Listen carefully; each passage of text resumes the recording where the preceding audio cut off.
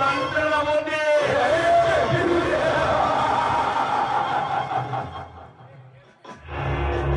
ಈ ಸುತ್ತಮುತ್ತಲಿನ ರೈತಾಪಿ ಜನಾಂಗಕ್ಕೆ ಬೇಕು ನ್ಯಾಯ, ನೀತಿ, ಧರ್ಮ, ಸತ್ಯ ಎಂಬ ನಾಲ್ಕು ಪದಗಳು.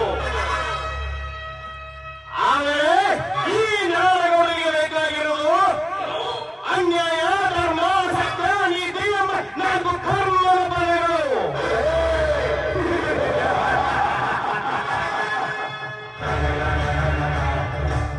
ಏ ದೇಸಾಯಿ, ನೀನೊಬ್ಬ ಧರ್ಮ ಸಿಂಹವೆಂದು ಧರ್ಮಪೀಠದಲ್ಲಿ ಧರ್ಮರಾಜನಂತೆ ಬಂದುಕೊಂಡಿರುವೆಯಲ್ಲ, ಆ ನಿನ್ನ ನ್ಯಾಯ ದೇವಸ್ಥಾನಕ್ಕೆ ನಿನ್ನವರ ಹುಟ್ಟಿನಿಂದ ತಮ್ಮನಿಂದಲೇ ಸಂಚು ತೋರುವಂತ ಕಾರ್ಯಗಳಲ್ಲ ಈ ದಾನಗೌಡ.